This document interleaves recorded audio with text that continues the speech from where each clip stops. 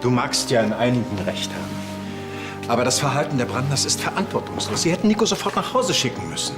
Ach, anscheinend mögen Sie doch diese Rolle. Sie sind für die Nettigkeiten zuständig und du für den lästigen Rest. Natürlich kann Nico das perfekt ausnutzen. Sie ist 17 und hat gerade erst erfahren, wo ihr wirkliches Zuhause ist. Nico verlässt uns schon wieder, wie ich gerade höre? Schade. Ja, sie geht aufs Internat. Die gleiche Schule, wo ihr alle wart. Die liebe Tradition. Was ist so schlecht daran? Wir haben uns doch auch ganz wohl gefühlt auf der Wilhelm Tell. Und pädagogisch sind wir auch im neuen Jahrtausend angekommen. Ist Nico denn überhaupt schon dieser Familie angekommen? Die Frage ist eher, ob sie das überhaupt will.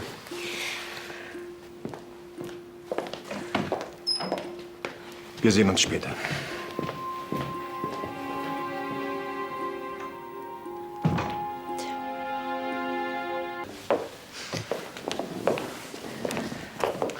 Leonhard, mein Bruder, Bernd von Beinbach, mein Alibi-Verlobter. Das freut mich. Ebenso? Es tut mir leid, dass ich vorher nicht beim Frühstück dabei sein konnte. Ich hatte noch einen wichtigen Termin bei der Bank. Das macht gar nichts. Ja, ich bin wirklich froh, dass es wenigstens einen in der Familie gibt, dem wir nicht das glückliche Paar vorspielen müssen. Aber ist das nicht ein bisschen viel Aufwand, um dein kleines Geheimnis zu bewahren? Ach was. Ich spiele gerne die Rolle des Verlobten.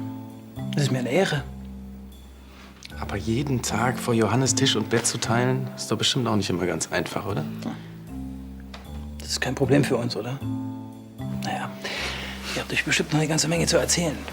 Ich lasse euch dann mal allein. Wir sehen uns später. Hat mich gefreut. Gleichfalls.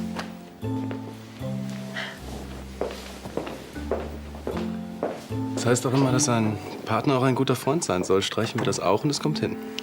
Ich bin Bernd wirklich sehr dankbar. Und was hat er von dem Deal? Wir profitieren beide davon. Mehr oder weniger. Ich bin jedenfalls froh, dass du deine große Liebe gefunden hast. Und einen Verlobten noch dazu.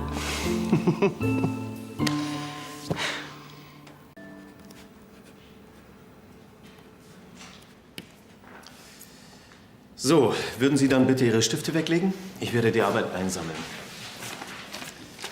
Okay.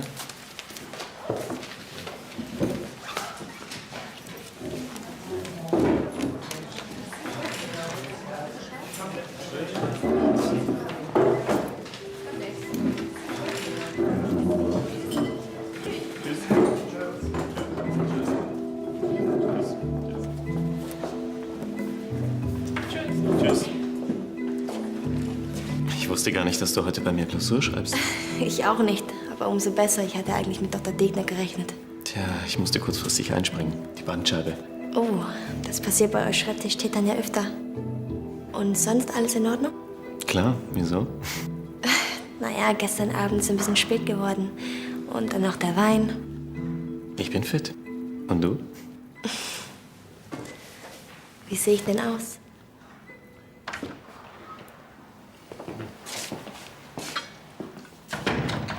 Und, warst du bei den Brandners? Das sieht ja nicht so aus, als wäre Nicola freiwillig mitgekommen.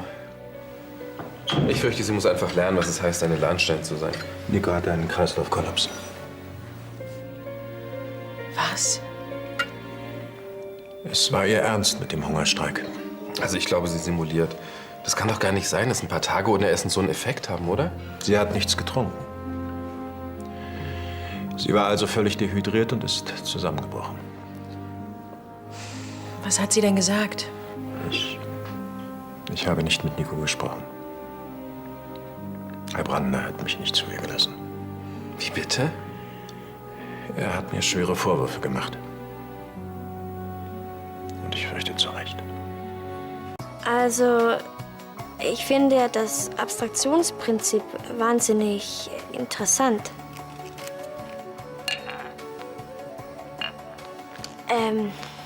Das ist ja dann auch später für das Schuldrecht wichtig, oder? Unbedingt. Wir hatten sowas neulich im Seminar. Culpa in contraendo. Da wird eine Ladung Reifen. Entschuldige, aber ich möchte im Moment wirklich nicht über Störungen des Vertragsverhältnisses nachdenken. Sorry. Ich habe halt nicht jeden Tag die Möglichkeit, mit einem Experten zu sprechen. Aber wir können gerne über was anderes reden. Vanessa, bitte. War gestern wohl doch zu heftig, was? Also ich bin fit und völlig klar. Also ich musste mich bei der Klausur ganz schön zusammenreißen. Du sahst aber ziemlich fit aus. Aber vielleicht hätte ich den einen oder anderen Punkt besser formuliert. Könnte schon sein, dass ich dadurch nicht ganz die volle Leistung gebracht habe. Wird aber trotzdem reichen. Da bin ich mir ganz sicher. Wenn du das sagst. Oh Gott. Oh, schon so spät. Sollen wir was essen gehen? Was essen? Ich dachte, du bist wegen der Fachfragen hier. Ich dachte nur, weil es gerade so gemütlich war. Außerdem muss ich noch die Klausuren durchsehen. Musst du die heute noch korrigieren? Ja. Danke für den Kaffee. Tschüss. Gern. Na? Hast du deinen Pullover gefunden? Ah, fängst du schon wieder damit an? Culpa in contraendo. Wenn man bei einem Vertragsabschluss Sorry, Schuld aber hat- ich muss los. Du kommst wirklich nach deinem Vater. Ich weiß nicht, was du meinst. Er fälscht Testamente, du betrügst bei Klausuren. Das geht dich überhaupt nichts an. Ist der denn gar nicht so billig? Kümmere dich um deine Angelegenheiten. Ich will dir doch nur helfen. Oder glaubst du etwa, du kommst bei Lars damit durch? Hat eben jeder seine eigene Studienstrategie. Meine funktioniert. Bis jetzt eher nicht. Weißt du, was dein Fehler ist, Felix? Du bist einfach zu ungeduldig.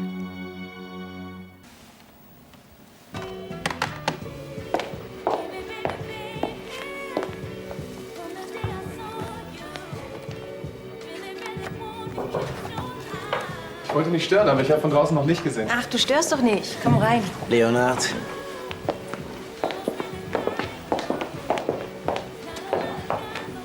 Ich gehe dann mal. Es kommt überhaupt nicht in Frage, dass du meinetwegen gehst.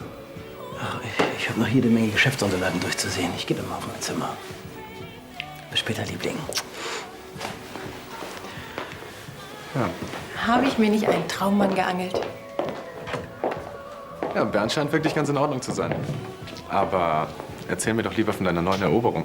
Hanna, das ist keine Eroberung. Das ist Liebe. Richtig große Liebe. Ich freue mich für dich. Was ist denn mit deiner Traumfrau? Wie oft soll ich das noch sagen? Das war ein Scherz. Was hast du denn so in Amerika getrieben? Ich habe mich natürlich aufs Studium konzentriert. Ich glaub dir kein Wort. Ja, gut, wie ein Priester habe ich nicht gerade gelebt. Na also. Die eine oder andere Affäre hatte ich schon, aber nichts Ernstes. Ach, keine Angst. Dich erwischte schon auch noch. Weißt du, ich glaube, ich bin einfach nicht der Typ für die große Liebe. Schnickschnack. Warte mal ab. Vielleicht schlägt der Amos Pfeil hier zu. Manchmal passiert es nämlich, wenn man gar nicht dran denkt. Wäre doch schön. Dann hätte ich meinen Lieblingsbruder endlich wieder hier. Du spinnst.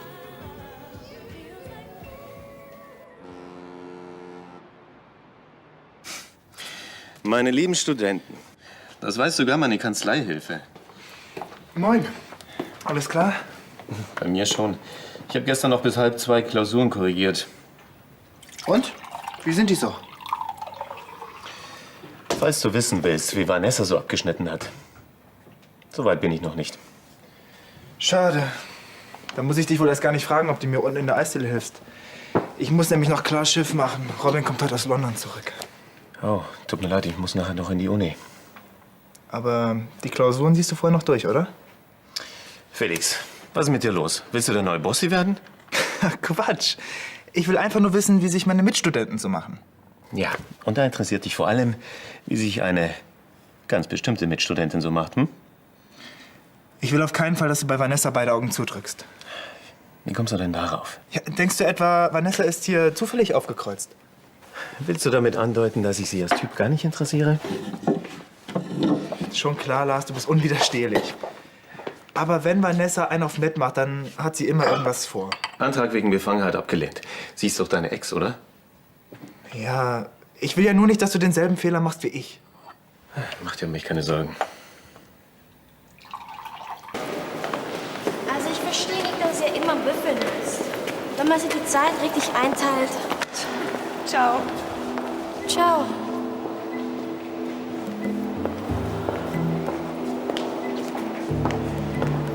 Hallo, Oh, hallo. geht's? Kann ich klagen? Hast du gestern lang gemacht? Ja, und heute früh ging's gleich weiter. Und?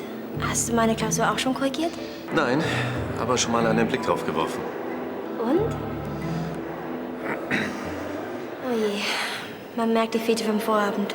Ja, und alle anderen Abende, an denen du nicht am Schreibtisch gesessen hast. Ich fürchte, du hast die Klausur völlig verhauen. Nicht mal ausreichend? Nicht bestanden. Aber das kann nicht sein. Okay, ich habe vielleicht nicht alles gewusst. Aber ich habe kein leeres Blatt abgegeben. Du kannst die Klausur ja wiederholen. Du hast sie ja erst durchgelesen. Vielleicht reicht es ja doch. Ich meine, ein paar Ansätze sind bestimmt richtig. Und wenn man das positiv auslegt... Keine Chance. Wie hast du so schön geschrieben? Was Recht ist, muss Recht bleiben. Mehr Glück beim nächsten Mal. Ich muss ins Seminar. Guten Tag, ich fange mal an. Passen Sie doch auf! Na also, endlich schätzt du die tragende Rolle, die man dir in dieser Firma zutraut, realistisch ein. Wie schön, dass ich es so prächtig verstehe. Dir ist dir wohl klar, dass deine Position zerbrechlicher ist als diese Vase. Wie poetisch. Ah, guten Tag. Anna. Immer wieder schön. Hanna? Herr von Weinbach, wissen Sie, wo Carla steckt? In ihrem alten Büro.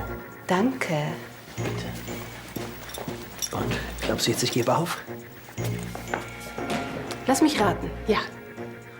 Ansgar wird schon begreifen, wenn er sich mit dir eingekauft hat. Rede, was du willst. Wir haben ja gerade erlebt, wie sehr er deine Meinung schätzt.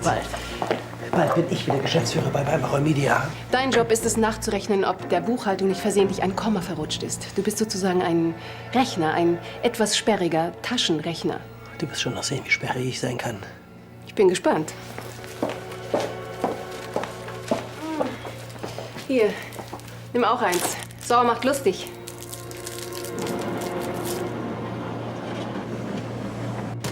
Und deshalb bekommt Ansgar jetzt auch mein Büro und ich nehme ein anderes, wo wir besseren Sichtschutz haben. Aber dann haben ja alle drei ihre Büros auf deiner Etage. Ansgar, Silvia, ein Verlobter. Ich bin eigentlich ganz froh, dass Bernd hier ist. Erstens habe ich ihm den Gefallen geschuldet. Und zweitens ist er ja quasi unser Verbündeter und könnte uns im Notfall decken. Oh, dann passen Sie doch auf! Also ich weiß ja nicht. Die Frau muss weg. Könntest du in Zukunft vielleicht anklopfen? Entschuldige, aber Silvia kostet mich den letzten Nerv. Und dein Bruder ist ja noch voll und ganz auf den Leim gegangen. Das kann ich mir doch nicht bieten lassen. Wozu mache ich mir die ganze Arbeit, wenn Ansgar mich nicht ernst nimmt? Der soll lieber froh sein, dass ich Silvia auf die Finger schaue. Ich verstehe, dass du dich ärgerst, aber jetzt ist wirklich nicht der richtige Zeitpunkt. Das ist mir aber wichtig. Und es wäre schön, wenn du deinen Bruder etwas besser im Griff hättest. Bernd, siehst du nicht, dass ich Besuch habe? Ich glaube, ich gehe jetzt besser. Bleib hier. Wir können uns gerne heute Abend im Schneiders treffen. 6:30? 6:30. Hanna.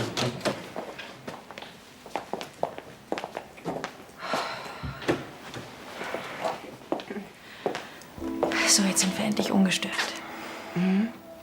Bis der Nächste vor der Tür steht. Egal, wer es ist. Wir ignorieren ihn einfach. Carla, du hattest recht. Dieses Versteckspiel ist nicht so ganz leicht für mich. Es tut mir leid. Ich verstehe, dass wir diskret sein müssen, aber ich möchte dich einmal ganz gerne nur für mich haben. Ja, das wäre schön. Und ich möchte einmal neben dir aufwachen. Vielleicht kann ich mich ja demnächst mal für ein paar Tage loseisen. Dann fliegen wir beide irgendwo hin. Oh je, ob das je was wird. Als wir das letzte Mal alleine sein wollten, da wurden wir ja auch gestört. Du meinst Lars Auftritt? Erinnere mich bloß nicht daran. Nein, wirklich. Ich tue, was ich kann. Ich sehe mich doch auch nach dir.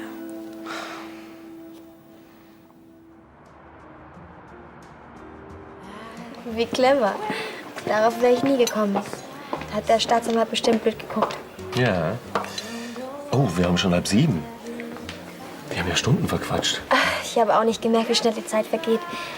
Du machst aber auch aus dem trockensten Stoff ein Erlebnis. Ach, was? Tut mir leid, aber ich muss los. Ich muss noch ein Seminar vorbereiten. Angelo, die Rechnung. Das kommt überhaupt nicht in Frage. Das übernehme ich. Gib mir wenigstens eine Chance, mich zu revanchieren. Du hast mir das Leben gerettet.